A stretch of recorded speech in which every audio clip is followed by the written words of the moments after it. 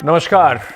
सवाल इंडिया में आपका बहुत बहुत स्वागत है। इस वक्त आप एनडीटीवी इंडिया के साथ हैं। मेरा नाम है अंकित त्यागी और इस वक्त की बड़ी खबर जो लगातार एक चिंता का विषय पिछले 9 दिनों से बनी हुई है। उत्तराखंड के उत्तरकाशी के सिलक्यारा में जो सुरंग है उसमें अभी भी 41 मजदूर फंसे हुए हैं। लगातार पिछले कई दिनों से उन्हें बचाने की कोशिशें की जा रही हैं, लेकिन उनका सब्र अब टूटता जा रहा है। 9 दिन हो चुके हैं। उन्हें बाहर निकालने के लिए अब तक जितनी तरीके आजमाए गए वो कामयाब नहीं हो पाए। इस बीच प्रधानमंत्री नरेंद्र मोदी ने मुख्यमंत्री पुष्कर सिंह धामी से फोन पर बातचीत की और राहत बचाव कार्यों के बारे में जानकारी ली। प्रधानमंत्री मोदी ने कहा कि केंद्र सरकार द्वारा आवश्यक बचाव उपकरण व संसाधन उपलब्ध कराए जा रहे हैं। साथ ही साथ उन्होंने ये भी कहा कि फंसे हुए श्रमिकों का मनोबल बनाए रखने की जरूरत है। अब से थोड़ी देर में से पहले कुछ अधिकारियों ने कहा था कि सभी विकल्पों पर काम किया जा रहा है। क्या क्या विकल्पों पर काम किया जा रहा है ये भी मैं जरा आपको बता देता हूं। माफ कीजिएगा। 2 हॉरिजॉन्टल वर्टिकल ड्रिलिंग मशीन जो है उनसे कोशिश करी जा रही है।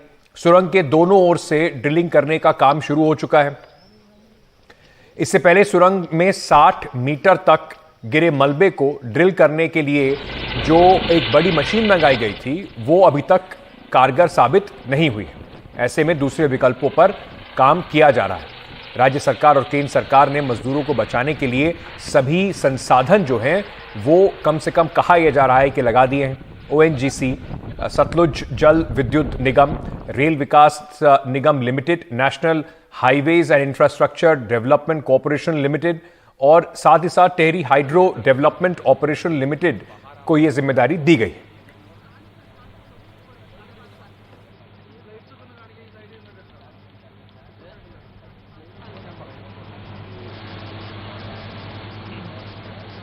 बहुत लेवल गई सुबह।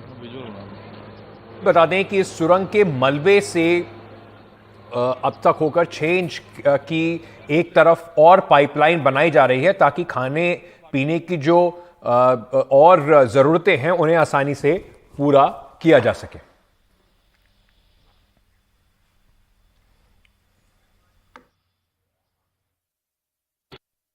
And we're going back to the office to talk about what we've seen, and we need to compare what we've seen here above the tunnel with what we know is happening in the tunnel, and this actually helps us make the proper decision because we are rescuing those 41 men and we are not letting anyone get hurt while they're doing it, but to do that we must be very careful with what we do, and that's why we're all here, that's why we're all talking, and that's why we're going back to the office to discuss. जी वो advance stage में है और अभी आधिकारिक सूचना भी इसकी जारी हो जाएगी। करीबन 39 मीटर्स की इनके बुलेटिन में जो कंपनी के द्वारा जारी होता है उसमें उसकी जानकारी दी गई है और काम अभी चल रहा है। जी काम को लेकर सबसे ज़रूरी और बड़ा काम इसमें बीआरओ के द्वारा भी अप्रोच रोड बनाने का हो रहा है और आज देर रात तक या कल सुबह तक इसमें हम इसको पूरा होने की उम्मीद कर रहे हैं इस एंड से जो काम होना है उसके लिए, और जल्दी ही इसमें कार्यवाही भी शुरू हो जाएगी। जो मशीनें हैं, इक्विपमेंट है, उसका मोबिलाइजेशन भी शुरू हो गया है। देश के अलग अलग स्थानों से उनको लाने की प्रक्रिया चल रही है। भारत सरकार के लेवल से भी इसमें कोऑर्डिनेशन किया जा रहा है, राज्य सरकार के द्वारा भी इसमें सहयोग प्रदान किया जा रहा है। तो लगातार जो आप देख रहे हैं, जो एक्सपर्ट्स इस वक्त बता रहे हैं कि किस तरीके से वहां पर काम हो रहा है, क्या क्या काम हो रहे हैं, उसकी जानकारी हमें मिल रही थी। लेकिन क्यों ऐसा है कि 9 दिनों से लगातार जो मिशन बचाने का जो है वो चल रहा है लेकिन उसमें अब तक कामयाबी नहीं मिल पाई है? उसके कुछ कारण हैं और वो कारण क्या है वो आपको जरा बताते हैं। क्यों अब तक 9 दिनों से लगातार ये मजदूर फंसे हुए हैं?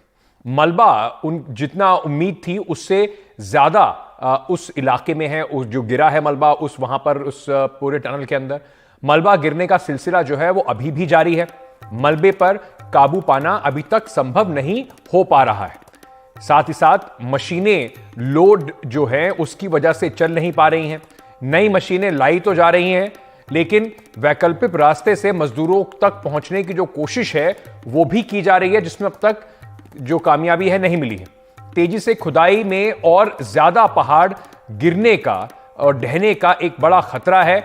इसी के कारण बहुत ही ध्यान से फूक फूक के कदम रखा जा रहा है। आप ये नहीं चाहते कि आप तेज गति से ड्रिलिंग करें और जो काम वहां पर बचाने का आपका है उससे और कुछ मुसीबतें वहां पर पैदा हो जाएं। तो इन सब चीजों को लगातार ध्यान में रखा जा रहा है। अब क्या क्या फिलहाल सरकार की योजना है और सरकार कैसे उम्मीद लगा रही है, क्या क्या उनके पास प्लान है भी जिसके तहत वो कोशिश कर रहे हैं मजदूरों को बचाने के लिए। तो जरूरी सामान की सप्लाई जो है उसके लिए एक खड़ी पाइपलाइन जो है वो ड्रिल की जा रही है। खड़ी ड्रिलिंग के लिए उपकरण जो हैं वो ट्रेन से लाए गए हैं। वजन की वजह से विमान से इनको लाना काफी मुश्किल था, तो इस वजह से भी थोड़ा समय लगा है। खड़ी ड्रिलिंग के लिए विशेषज्ञों की शुरुआती काम जो है वो सिलक्वारा से ड्रिलिंग खत्म करने के बाद अब पाइपलाइन डालने का काम वहां पर शुरू हो चुका है। तो अभी सरकार इन कुल मिलाकर उस पर काम कर रही है। जैसे मैंने आपको पहले बताया था, 5 एजेंसीज जो हैं इसमें लगी हुई हैं और वो एजेंसीज लगातार कोशिश कर रही हैं कि आपस में समन्वय बैठाकर कैसे भी करके इन मजदूरों को बाहर निकाला जाए। मैं सीधे आपको लिए चलता हूं इस वक्त लाइव एक अपडेट के लिए। हमारे एक सहयोगी किशोर रावत इस वक्त हमारे साथ जुड़ रहे हैं। ये बिल्कुल टनल के बाहर आपको दिखाई पड़ रहे हैं। ये जो 4 धाम यात्रा के लिए एक सड़क बनाई जा रही थी, इसका ये टनल है जहां पर ये पूरा हादसा 9 दिन पहले हुआ था। सुरंग में फंसे जो मजदूर हैं उनके परिजन जो हैं वो भी किशोर उन्होंने उनसे बात की है। किशोर, क्या सब्र जो है वो मजदूरों का अंदर भी टूटता जा रहा होगा? उनके लिए भी एक बड़ी परेशानी है। जो बाहर परिवार है उनके लिए भी एक बड़ा मुश्किल समय इस वक्त चल रहा है। बिल्कुल, जिस तरीके से जो समय है वो समय बहुत तेजी से जा रहा है। 9 दिन गुजर चुके हैं और ऐसे में जो उनके परिजन हैं वो बेहद ही परेशान है। लगातार हमारी बातचीत हुई है, उन्होंने जो अपनी पीड़ा है वो जिस तरीके से बयान की है तो शायद उनको बहुत दुख है। वो इस बात का सबसे बड़ा दुख है, बातचीत तो उनको अंदर करवाई थी लेकिन वो सामने नहीं है, सिर्फ आवाज़ आ रही है। वो इस बात का इंतज़ार कर रहे हैं और हर बार जो भी उनके परिजन आते हैं वो सिर्फ इस टनल जो ये पीछे टनल है, इस टनल में अपनी नज़रें टिका के देखते हैं कि कब वो बाहर निकलेंगे। शायद ये जो समय है उनके लिए बेहद ही पीड़ादायक समय है। दूसरी बात ये है कि अभी ताज़ा अपडेट को मैं एक बताना चाहूँगा। ताज़ा अपडेट में ये है कि अभी जो ऑगर मशीन की बात कर रहे थे, यहाँ पर NHIDCL के जो डायरेक्टर है administration and finance Anshu Manish, उन्होंने जो जानकारी दी है उन्होंने कहा कि देर शाम तक इस मशीन को दोबारा शुरू किया जा सकता है। तर्क उन्होंने दिया है कि 16 तारीख को जो भूकंप आया था उसकी वजह से यहाँ पर कुछ दिक्कतें हुई थी। उन्होंने इसलिए मशीन को नहीं चलाया क्योंकि भूकंप आया था और उसके बाद जो आफ्टर शॉक होते हैं बेहद खतरनाक होते हैं क्योंकि ये ज़मीन से करीबन 270 मीटर अंदर है। ऐसे में उन्होंने इस बात को क्लेरिफाई किया कि अब उसमें कुछ नहीं दिक्कत है, अब इसको चलाया जा सकता है। ये एक तर्क। दूसरा है जो 5 प्लान चल रहे हैं, 5 प्लान में पहला प्लान तो ऑगर मशीन वाला ही है। दूसरा प्लान जो वर्टिकल से ड्रिलिंग करनी है और उसके लिए रैम्प भी बन चुका है, सड़क भी बन चुका है। बाकी जो 2 उसके बाद 3 और प्लान है, 2 हॉरिजॉन्टल और एक बैक साइड में जो बरकोट है, बरकोट से जो उन्होंने ड्रिल करना है वो अभी तक नहीं हुआ है। मशीन का इंतजार किया जा रहा है कि कब वो मशीन आएगी, कब वो वर्टिकल ड्रिल करेगी। अभी तक इसमें कुछ नहीं हो पाया। यानी 5 प्लान में सिर्फ 2 प्लान में चल रहे हैं। दूसरे प्लान की अगर बात करें तो दूसरा प्लान अभी सिर्फ सड़क ही बनी है कि उस रैम्प तक सड़क बनाई जाएगी जहां पे इसको फिट होना है और जहां तक ये मशीन ड्रिल करेगी, और मशीन अभी फिलहाल आई नहीं है। दूसरी बात यह है कि जो सबसे ज्यादा उम्मीद है वो ना सिर्फ परिजनों को, बाकी जो रेस्क्यू ऑपरेशन कर रहे लोग हैं और कंपनी के लोग हैं, जो उनके साथी लोग हैं, उनको यही उम्मीद है कि यही ऑप्शन सबसे बेस्ट है। ऑगर मशीन से ही उनको उम्मीद सबसे ज्यादा है। यानी अगर सबकी निगाहें और सबकी उम्मीद देखी जाए तो ऑगर मशीन ही है। जी किशोर जानकारी दे रहे हैं इस वक्त क्या क्या वहां पर हो रहा है। लेकिन किशोर ने कुछ देर पहले, हमारे सहयोगी किशोर ने बात की परिजनों से, उन्होंने अपनी चिंता किशोर को बताई और किस तरीके से वो इंतज़ार की जो घड़ियां हैं उनके लिए कितनी भारी होती जा रही हैं, इसका उन्होंने किशोर से व्याख्यान किया। आपको वो सुनवाते हैं। लगातार 144 घंटे से ज्यादा का समय हो चुका है और परिजन लगातार मिल रहे हैं। आप कहाँ से आए हैं? बिहार से। आपका नाम क्या है? रजनी टुडू। कौन है आप? ये मेरा हस्बैंड है पति। अच्छा, बात हुई उनसे? हाँ, बात हुई। क्या बोले बात में? वो बात में हुआ जो वो तो हम ही लोग का टेंशन उसका है, वही हम ही लोग को पूछा आप लोग कैसे है। जो बाबू है ना, मेरा छोटा बाबू, उसका नाम ऋत्विक है, 3 साल का लड़का है, तो उसको हम घर पे हम छोड़ के आए है ना, तो वही बाबू के बारे में हमको पूछा बाबू कैसे है, तो हम बोल दिए उसके दादा दादी के पास हम छोड़ दिए हैं। ये बात हमको पूछे। अच्छा, कितना चिंता हो रही है क्योंकि बहुत ज्यादा समय भी गिर गया है, आपको भी चिंता हो रही है, वो भी अंदर? बहुत ज़्यादा सर, ये भी खाना नहीं खा रहे हैं सर। आप जी मेरे साथी हैं, भाभी हैं बिहार से, हम भी बिहार से। यहाँ पे मैं वर्कर हूँ, लोडर। तो आपको लग नहीं रहा बहुत समय गुजर चुका है? जी समय तो गुजर रहा है सर, मगर यहाँ पे कोशिश किया जा रहा है। अब देखिए कब तक इसका सफल, तो सभी प्रयास तो कर ही रहे हैं अब, बट देखिए कब तक सफलता। हम लोग भगवान से प्रार्थना कर रहे हैं कि हे प्रभु जितना जल्दी हो हमारे जितना भी भैया फंसे हैं, जितना भी दोस्त फंसे हैं, सब सुरक्षित निकाल दिया जाए प्रभु। यहाँ पे सब कोई विनती कर रहे हैं, पूजा पाठ कर रहे हैं, और परिजन जैसे जैसे जान रहे हैं सब। अभी मेरे भैया भाभी सब बिहार से अभी पहुँचे हैं और उनसे अभी बात करवा के अभी। अच्छा, आपके बच्चों को, छोटा बच्चा है जो बाबू, उसको कौन घर में रखे है? वो दादा दादी के।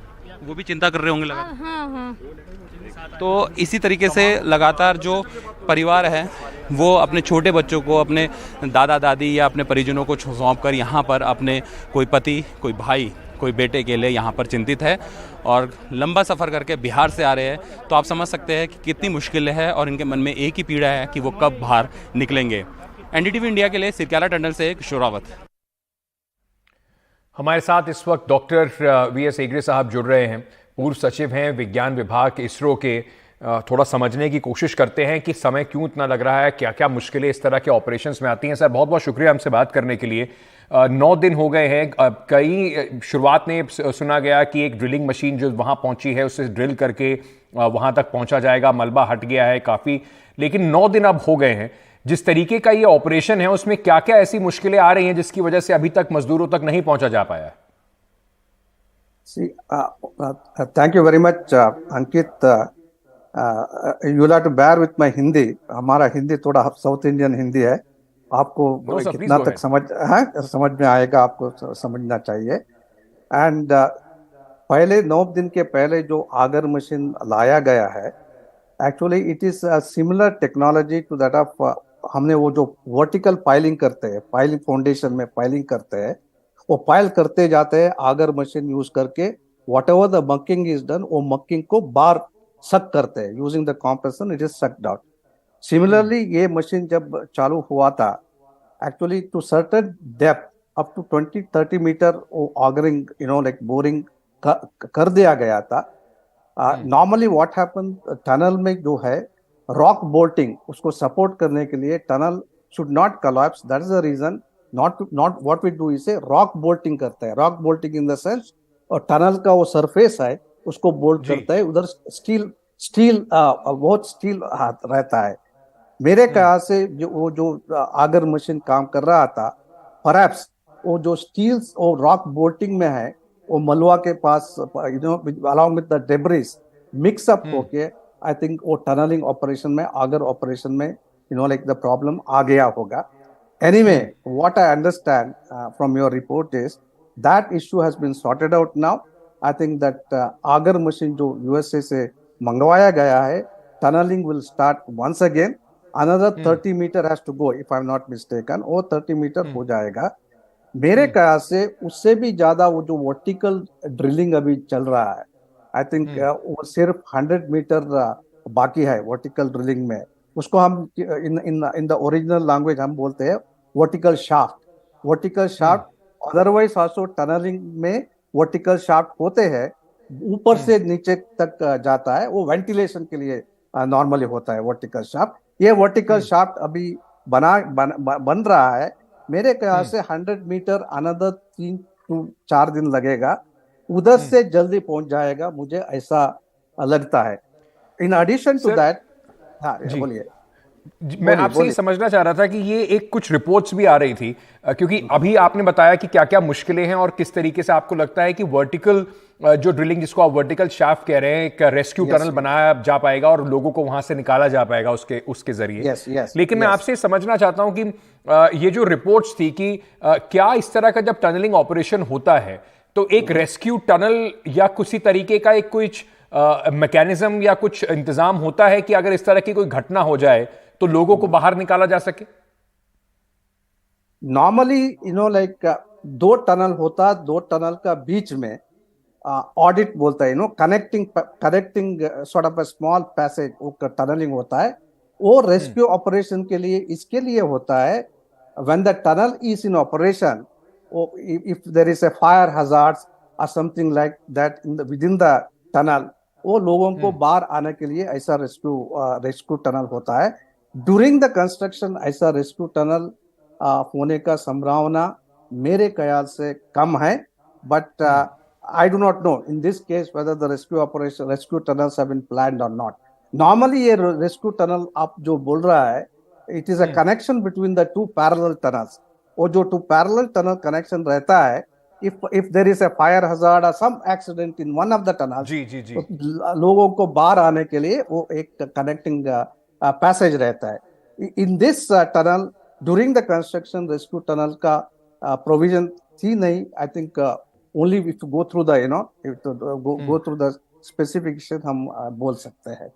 नो नो और एब्सोल्युटली। रेस्क्यू टनल सर जैसे कि आप बता रहे थे, मैं दर्शकों को थोड़ा सा और बता देता हूं। जैसे सर बता रहे हैं कि रेस्क्यू टनल जो होता है वो दो टनल के बीच का एक कनेक्टिंग टनल होता है, और अगर Correct. कहीं पर आग लग जाए या और किसी तरह का एक्सीडेंट हो तो उसका इस्तेमाल होता है। इसमें था नहीं था उसमें क्योंकि कंस्ट्रक्शन का टाइम है इस टनल का, वो जब तक इसके प्लान्स नहीं पता चलेंगे तब तक शायद इतना आसानी से कहना मुश्किल होगा। लेकिन इस तरीके के ऑपरेशन में मुश्किलें क्या आती हैं, क्यों इतना टाइम इसमें लग रहा है सर? मतलब जैसे एक तो है कि क्या एक इस बात की भी चिंता है कि अगर आप ज्यादा तेजी करेंगे या ज्यादा कोशिश करेंगे तो कहीं ना कहीं जहां पर वो लोग इस वक्त फंसे हुए हैं वो पूरा कोलैप्स ना कर जाए, इस तरह की भी कोई चिंता होती है? See, Ankit, unfortunately, tunneling is a high risk activity है। Actually, स्ट्रक्चरल इंजीनियरिंग में 100% परफेक्शन के साथ हम बोल सकता है। ये जो जियोलॉजिकल फॉर्मेशन, जियोटेक्निकल फॉर्मेशन जो रहता है, it's a science which is not 100, which cannot be said with 100% perfection. There are a lot of uncertainties are there. Now, tunnel design करते वक्त एंड टनल वर्क जब स्टार्ट करते वक्त ये सब लाइक परफेक्टली डिजाइन करके हम काम कर सकते हैं, बट ये तो कोलैप्स हो गया है अभी। उधर like depending upon the situation, वो जो डेब्रिज जो भरा हुआ है वो आगर लगाया है, वो आगर के साथ वो डेब्रिज के साथ if some steel materials has been mixed up with that, वो auger machine is not designed for that. It can only muck out or suck out the mucks or the pieces of the rocks. Suppose अभी आपको पास reinforcement रहेगा, which is the part of the rock bolting, say for example, ये कमियां आ सकती है। Vertical shaft में ऐसा मुश्किलें नहीं आना चाहिए, इसीलिए आपको बोल रहा हूँ वर्टिकल शाफ्ट बैलेंस 100 मीटर है मेरे ख्याल से।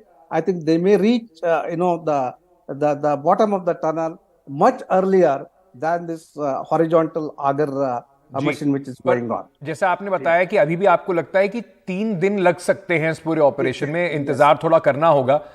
मैं अंत में आपसे पूछना चाहता हूं, क्या ये एक बार फिर से ये जो त्रासदी हुई है, ये जो एक्सीडेंट अभी यहां पर हुआ है, ये क्या एक बार फिर से इस बात की तरफ इशारा करता है कि हमें दोबारा से सोचना होगा कि इको सेंसिटिव जोन्स में उत्तराखंड में इस तरीके के ऑपरेशंस को या डेवलपमेंट एक्टिविटीज को एक बार दोबारा से स्टडी करके आगे बढ़ाना चाहिए?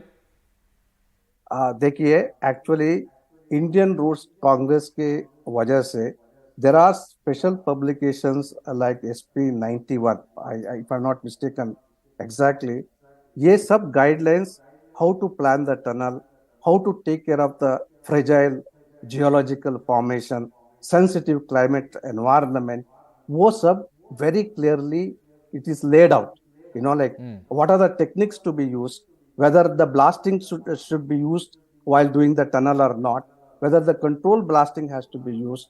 All this has been very well laid down in the guidelines which is available of the Indian Roads Congress, especially for the road tunnels. So if somewhere the engineering judgment might have gone wrong, this is what I feel. Normally क्या होता है, when the tunnel जो बनाते हैं हम, tunnel बनाते वक्त geotechnical investigation is the very important aspect. Geotechnical investigations की हिसाब से हम वो tunnel supporting तो डिजाइन करते हैं, whether the tunnel supporting has to be a rock bolting, whether the tunnel supporting could be only shotcreting in the sense plastering हो सकता है, whether you have to have a concrete liner to support the tunnel. Here what I understand is only the rock bolting was adopted. Maybe our engineering judgment, on the basis of the geotechnical investigation and geological studies have gone wrong here. That's why I think the debris might have fallen. That's what I can guess without going into the depth of the matter. बहुत बहुत शुक्रिया sir, इतने विस्तार से ये पूरा मामला हमें समझाने के लिए। उम्मीद यही है, आप सभी की भी उम्मीद यही लगी हुई है कि किसी न किसी तरीके से कम पहले उन 41 जिंदगियों को बचाया जाए और उसके बाद क्या गलत हुआ, किसकी जिम्मेदारी थी और क्या यहाँ पर आगे करना होगा, इस पर चर्चा आगे होगी। बहुत बहुत शुक्रिया हमारे साथ जुड़ने के लिए डॉक्टर हेगड़े, ये पूरी जानकारी हमें देने के लिए। एक छोटा सा ब्रेक ले रहे हैं और ब्रेक लेके वापस आ रहे हैं, खबरों का सिलसिला जारी है।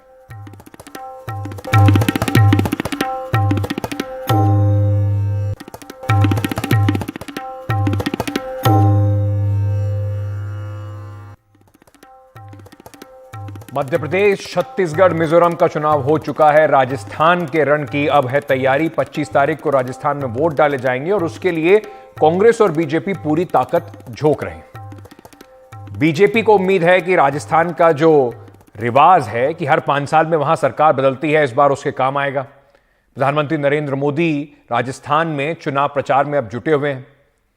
वहां पर प्रधानमंत्री नरेंद्र मोदी ने आज एक रैली की और यहां उन्होंने कांग्रेस पर, जैसी उम्मीद थी, जमकर निशाना लगाया।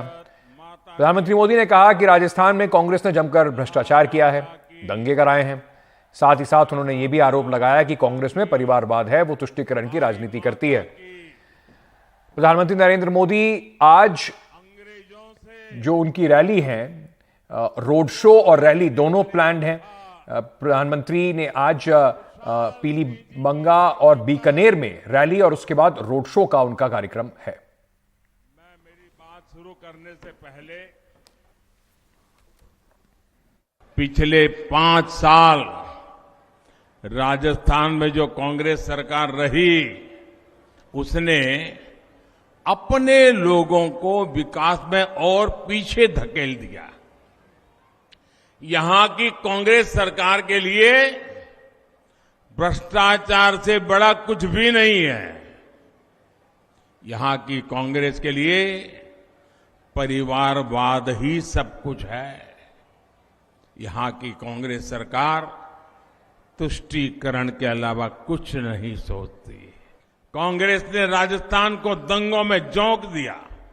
ऐसी विकृत मानसिकता वाली कांग्रेस को अच्छे से सबक सिखाना जरूरी है। महिला विरोधी कांग्रेस कभी महिलाओं का कल्याण नहीं कर सकती, कभी महिलाओं की सुरक्षा नहीं कर सकती। कांग्रेस ने राजस्थान को महिलाओं के खिलाफ अपराध में नंबर 1 बना दिया है। महिलाओं पर अत्याचार और जुल्म करने वालों को कांग्रेस की दिल्ली सरकार भी, कांग्रेस के दिल्ली के कारनामे करने वाले लोग भी, कांग्रेस के दिल्ली में बैठे हुए सारे बाजीगर भी ये जादूगर की हर बात मानने लग गए हैं। वहीं मुख्यमंत्री अशोक गहलोत, जिनके ऊपर जिम्मेदारी है अपना ताज बचाने की, वो राजस्थान में एक बार फिर से इस बड़ी चुनौती को लेकर जगह जगह जा रहे हैं। सवाल यह है कि क्या सत्ता में वापसी कर पाएंगे, क्या राजस्थान के रिवाज को तोड़ पाएंगे। हमारी सहयोगी हर्षा कुमारी सिंह ने मुख्यमंत्री अशोक गहलोत के साथ एक कैंपेन ट्रेल की, उनके साथ साथ उन्होंने देखा कि किस तरीके से वो प्रचार कर रहे हैं। उस पर एक विशेष रिपोर्ट आपको दिखाते हैं। 21 योजनाएं होंगी और हम गारंटी देते हैं, उसे पूरी करते हैं, हम जुमले नहीं करते। राजस्थान का चुनाव 2023 बेहद प्रतिष्ठा का सवाल बन चुका है। ये चुनाव दोनों कांग्रेस और बीजेपी के लिए। कांग्रेस इस उम्मीद में है कि मुख्यमंत्री अशोक गहलोत की समाज कल्याण की जो योजनाएं हैं, उनके तहत सरकार दोबारा रिपीट कर सकेगी। लेकिन अगर आप राजस्थान का इतिहास टटोल के देखें तो राजस्थान में रोटी पलटने का रिवाज है, यानी कि कभी भी जो सरकार है वो दोबारा रिपीट नहीं कर पाती है। अशोक गहलोत इस धारणा को बदलना चाहते हैं। समाज कल्याण की योजनाएं हैं, अपना पिटारा उन्होंने खोल दिया है। उन्हें जादूगर कहते हैं, तो जैसे वो कभी कभी कहते हैं कि मैंने जादूगर का पिटारा खोल दिया है, बहुत सारी समाज कल्याण की योजनाएं लोगों के लिए पहले ही 1 साल से पहले ही क्रियान्वित हो चुकी है। लेकिन क्या ये सब काफी रहेगा चुनाव जीतने के लिए, ये देखना आगे होगा।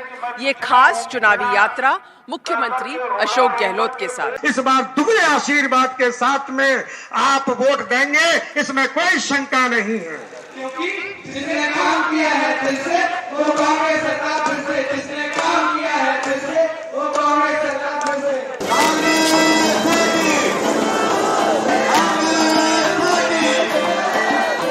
मुख्यमंत्री अशोक गहलोत लगातार चुनावी कैंपेन में लगे हुए हैं। आज से नहीं, लेकिन जब से उन्होंने महंगाई राहत कैंप शुरू किया है तब से वो हर कैंप में जाकर खुद निरीक्षण कर रहे थे और दौरा कर रहे हैं। अब तो खैर चुनाव है, तो मुख्यमंत्री एक तरह से सिंगल हैंडेडली इस कैंपेन को संभाले हुए हैं। पूर्वी राजस्थान कांग्रेस के लिए एक चुनौती है। पिछली बार कांग्रेस ने पूर्वी राजस्थान में बहुत अच्छा प्रदर्शन किया था। 40 से जो अधिक सीटें हैं उसमें सबसे ज्यादा सीटें कांग्रेस के पास पूर्वी राजस्थान में उनके खाते में आई थी। 6 बसपा के पास गई थी, 4 निर्दलीय यहाँ जीत के आए थे और भाजपा यहाँ पर सिर्फ 4 पर सिमट गई थी। इसलिए इस इलाके में करौली, गंगापुर सिटी और यहाँ वैर, भरतपुर में अगर कांग्रेस इस बढ़त को बनाए रखती है तो वो बिल्कुल विनिंग पोजीशन में आ जाएगी। कैसे चल रहा है कैंपेन? अच्छा है, पूरे प्रदेश के अंदर कैंपेन में अच्छा हो रहा है, प्रबंधन भी अच्छा है। खड़गे साहब, राहुल गांधी जी, प्रियंका जी सब आ रहे हैं, मेरे अलग प्रोग्राम बन रहे हैं। ओवरऑल मैं समझता हूँ कि अच्छे कैंपेन चल रहा है। और जो पूर्वी राजस्थान है, पूर्वी राजस्थान आपके लिए बहुत इम्पोर्टेंट है। पिछली बार आपने बहुत बढ़त ली थी यहाँ पे। पूर्वी राजस्थान में अच्छा रहेगा, यहाँ तो ERCP का बहुत बड़ा मुद्दा है, उसको हम लोग बराबर अटैक कर रहे हैं। केंद्र सरकार ने वादा किया था, वादा खिलाफी करी। राष्ट्रीय परियोजना 16 है देश के अंदर, एक ये ऐड करने में क्या फर्क पड़ता है, फिर भी हमने काम आगे बढ़ाया है। एवन बांध जो थे छूट गए थे, उन्होंने इंक्लूड कर दिया। अभी ओवरऑल हमारा कैंपेन अच्छा चल रहा है, पूरे राजस्थान में अच्छा कैंपेन चल रहा है। इतनी एनर्जी सर इस एज में भी आप खूब कर लेते हैं, कहाँ से आती इतनी एनर्जी? पब्लिक, आम जनता से एनर्जी आती है, वही मेरे काम आती है। ये आम जनता की एनर्जी जो है वो कोई विकल्प नहीं है किसी दवा का। देखिए आप कितना प्यार है। 72 इयर्स ओल्ड हैं अशोक गहलोत, लेकिन आज भी उन्होंने पूरी जो पार्टी की कमान है संभाल रखी है। उन्होंने आगे 3 तारीख को जो है उनकी किस्मत तय होगी। 72 इयर्स ओल्ड हैं अशोक गहलोत, लेकिन फिर भी ऐसे बल्लेबाजी कर रहे हैं जैसे उनकी ये पहली पारी हो। चुनावी यात्रा में कैमरा पर्सन सुशील कुमार के साथ हर्षा कुमारी सिंह, NDTV।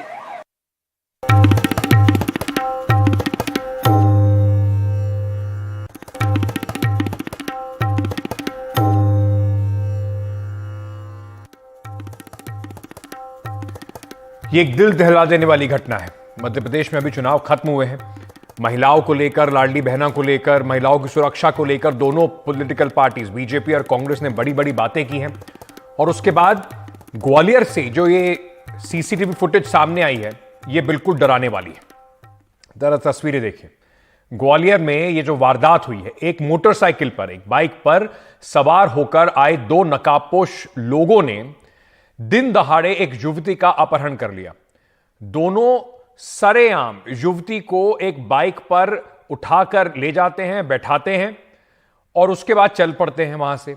यह युवती बस से उतरी थी और यह ई-रिक्शा में कहीं जा रही थी। जब आरोपियों ने इस घटना को अंजाम दिया, तब ये, जैसे मैंने आपको बताया, बस से उतर के ई-रिक्शा में जा रही थी। इन्होंने उसको रोका, मोटरसाइकिल पर इसको देखिए किस तरीके से लेके जाते हैं और ये बैठाया जाता है इस युवती को। दोनों लोगों ने अपने मुंह ढके हुए हैं और ये उसको लेकर चले जाते हैं। घटना शहर के सबसे पॉश इलाके झांसी रोड की है। यहां पर पूरी घटना एक पेट्रोल पंप के सीसीटीवी कैमरे में कैद हो गई। युवती भिंड की बताई जा रही है, घटना की सूचना मिलने के बाद पुलिस ने तत्काल चेकिंग और नाकेबंदी शुरू कर दी है, लेकिन अभी तक ना तो युवती का ना ही इन अपराधियों का कोई सुराग मिल पाया है।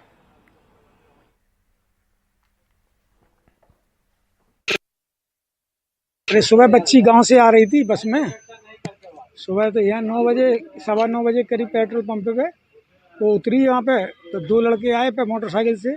हम उसको लेने आए तब तक वो मोटरसाइकिल पे उसको ज़बरदस्ती पकड़ के बैठाए। वो उतरने की कोशिश करी तो उसको दोबारा पटक लिया और उसको लेके चले गए। कहाँ से आई थी बच्ची? इधर गांव से आई थी, लाहौर से। यहाँ पे क्यों आई थी? हम अपने यहाँ बुलवाया, कार्यक्रम था हमारे यहाँ 23 तारीख का। इसमें कहाँ पर? कैलाश टॉकीज पे सुबह आज की घटना है और इसमें जो भी परिजनों से बात की है तो ये लोग मूलतः भिंड के रहने वाले हैं जो परिजन हैं, और वहाँ से ही आए थे, बस स्टैंड पे उतरे हैं और फिर ये मोटरसाइकिल पे 2 लड़के जो है इसको लड़की को लेके गए। उनको शंका भी उस पर है क्योंकि कुछ दिनों पहले शायद उनके गांव में भी एक लड़का जो है प्रेम प्रसंग के चलते उनके यहाँ आया था और उसके पे भी कोई प्रकरण पंजीबद्ध कराया था। तो हम लोग उस पर प्रकरण पंजीबद्ध करके इनकी तलाश करवा रहे हैं और शीघ्र इनको पकड़ें। और उनके गांव के जहाँ मूलतः रहने वाले हैं वहीं का एक लड़के का नाम आया है जो पहले भी इस तरह का कुछ प्रयास वहाँ पर भिंड में भी कर चुका, घर पे आया था और इस तरह की बात आई। अब ये घटना, उसके साथ साथ ये भी सवाल उठता है, यहाँ पर आसपास आपको लोग खड़े दिखाई पड़ रहे हैं, किसी ने ना इन्हें रोकने की कोशिश की, ना कोई सवाल पूछा कि कैसे कोई भी किसी महिला को इस तरीके से उठाकर ले जा सकता है। आगे बढ़ते हैं और बिहार से भी एक चिंताजनक खबर। अनुराग हमारे सहयोगी इस वक्त हमारे साथ जुड़ रहे हैं। जी अनुराग के पास चलते हैं। अनुराग, ये जो घटना हुई है, 2 पहलू इसके सामने नजर आ रहे हैं। तफ्तीश होगी, पता चलेगा कि क्या क्या हुआ, क्यों हुआ और किस तरीके से ये पूरा मामले को अंजाम दिया गया। लेकिन एक कि इतने हौसले बढ़े हुए हैं कि किसी भी तरीके से शहर के बीचों बीच किसी को भी मोटरसाइकिल पर उठा के इस तरीके से ले जाया जाए, और दूसरा आसपास जनता खड़ी है, किसी का इतनी भी हिम्मत नहीं कि उठा के कम से कम शोर ही मचाएं, उसे रोकने की कोशिश करें। बिल्कुल अंकित, आपने पुलिस का बयान सुना होगा, ये भी एक कम चिंताजनक बयान नहीं है। अगर मान लीजिए किसी का किसी के साथ प्रेम प्रसंग भी है तो क्या सरेराह पर उसको उठाकर लिया जाएगा, क्योंकि पुलिस उसी ओर इशारा कर रही है बार बार। दूसरा, ये वो शहर है जो एक केंद्रीय मंत्री यहाँ से आते हैं, बगल के इलाके से एक और केंद्रीय मंत्री आते हैं, जो राज्य के गृह मंत्री हैं उनका घर बगल में ही है दतिया में। तो ये ग्वालियर चंबल वो इलाका है जो पूरा VVIP इलाका है। हाल में ही चुनाव संपन्न हुए हैं, बड़ी तादाद में सुरक्षा कर्मियों की तैनाती थी वहाँ पर। बावजूद इसके एक 19 साल की लड़की को दिन दहाड़े उठा लिया जाता है। मध्य प्रदेश वैसे भी अगर आप राष्ट्रीय अपराध ब्यूरो के आंकड़े देखें तो लगातार उन राज्यों में शुमार रहता है जो महिलाओं के प्रति अपराध में नंबर 1 या नंबर 2 या पहली 3 पायदान पर रहते हैं। एक बात। दूसरी बात, आपने बिल्कुल ठीक कहा है, उस पेट्रोल पंप पर कम से कम 4 से 5 युवक दिख रहे हैं जो पेट्रोल भरवा रहे हैं। बावजूद उसके एक लड़की को 19 साल की एक बाइक पे जबरन बिठाया जाता है। आगे में एक शख्स ने हेलमेट पहना है, दूसरे ने कपड़े से मुंह ढांपा है, लेकिन सिवाय आश्चर्य व्यक्त करने के कोई ये जानने की कोशिश नहीं करता है, कोई उन्हें रोकने की कोशिश नहीं करता कि आखिर उसको वो लेकर कहाँ जा रहे हैं। तीसरी तरफ अगर पुलिस को ये पता है कि संदिग्ध कौन कौन है तो सुबह 9:30 बजे की घटना है, परिजनों ने तुरंत FIR करवाई थी। अब शाम के 6 बजने वाले हैं, 5:30 बज चुके हैं। कौन रोक रहा है पुलिस को कि उन आरोपियों तक पकड़ें और उस लड़की को उनके घर वालों के सुपुर्द किया जाए। बहुत चिंताजनक घटना है। अनुराग ने लगातार जो पूरा चुनाव की कैंपेन है उसमें किस तरीके से महिला सुरक्षा का मुद्दा इतना बड़ा बनाकर उठाया गया था, उसका एक जीता जाता उदाहरण इस वक्त दिखाई पड़ रहा है ग्वालियर से। अनुराग, बहुत बहुत शुक्रिया हमारे साथ जुड़ने के लिए। चलिए बात करते हैं विशाखापट्टनम की, जहां पर एक फिशिंग हार्बर में जबरदस्त आग लग गई। आग में करीब 40 नाव जो थी वो जलकर खाक हो गई। करीब 5 करोड़ रुपए का नुकसान की आशंका जो है वो जताई जा रही है। मछुआरों को आशंका है कि कुछ शरारती तत्वों ने नाव में आग लगा दी है। आग लगने के बाद नावों में धमाके सुनाई पड़े। आग बुझाने की कोशिश जो है वो जारी है। मामले की जांच अब हो रही है।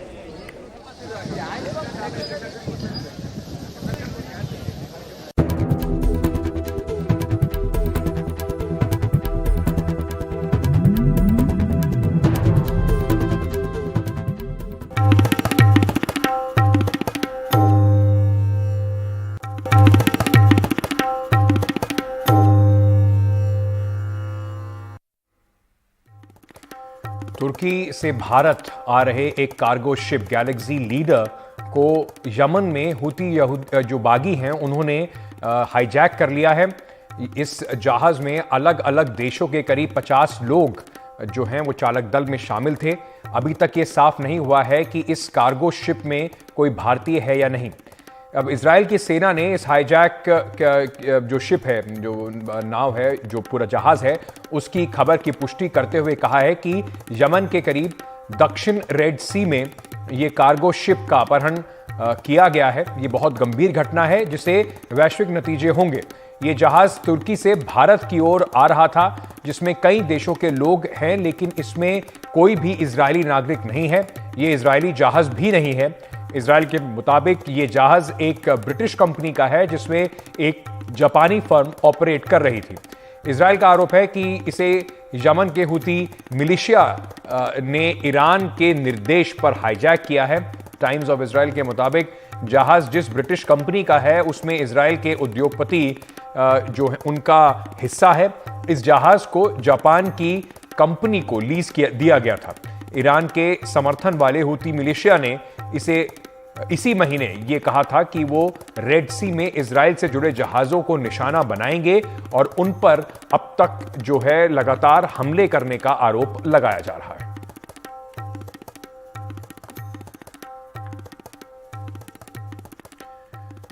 गाजा में इजराइल का सैन्य अभियान जारी है। गाजा में सबसे बड़े अस्पताल अल शिफा अस्पताल पर उनका शिकंजा और कस गया है। कई वीडियो सामने आ रहे हैं। इजराइल ने यह बताने की कोशिश की है कि कैसे अस्पताल का इस्तेमाल हमास कर रहा है। हमारे सहयोगी उमा शंकर सिंह ज्यादा जानकारी दे रहे हैं। इजराइल का कहना है कि वह गाजा के उन अस्पतालों पर हमले कर रहा है जिनकी आड़ में हमास अपना आतंकी नेटवर्क चला रहा है। इजराइल डिफेंस फोर्स ने कई वीडियोस और फोटोग्राफ्स जारी किए हैं। ये वीडियोस अल शिफा अस्पताल और उससे जुड़ी सुरंग के हैं। इन वीडियोस के जरिए आईडीएफ ने अपने उस दावे पर फिर जोर दिया है कि अल शिफा अस्पताल का इस्तेमाल हमास अपना कमांड हेडक्वार्टर चलाने के लिए कर रहा है। अपने बयान में आईडीएफ ने कहा है कि खुफिया सूचना के आधार पर इजराइल के सैनिकों ने अल शिफा अस्पताल परिसर में 55 मीटर लंबे और ज़मीन के 10 मीटर गहराई में एक सुरंग ढूंढ निकाला है। इसे 16 नवंबर का वीडियो बताया गया है। आईडीएफ के मुताबिक इसमें कई ऐसी बातें हैं जो इस सुरंग के सैन्य इस्तेमाल की गवाही देती हैं। इस सुरंग में आने जाने के लिए सीढ़ियां हैं, धमाके को सह सकने वाला एक दरवाज़ा है, साथ ही गोलियां चलाने के लिए सुराख भी बने हुए हैं। आईडीएफ का कहना है कि हमास के आतंकी संगठन ने जिस तरह का दरवाज़ा बनाया है उस तरह का दरवाज़ा वो इजराइल की सेना को अपने कमांड सेंटर में घुसने से रोकने और सुरंग में जमा की गई चीज़ों तक पहुंचने से रोकने के लिए बनाता है।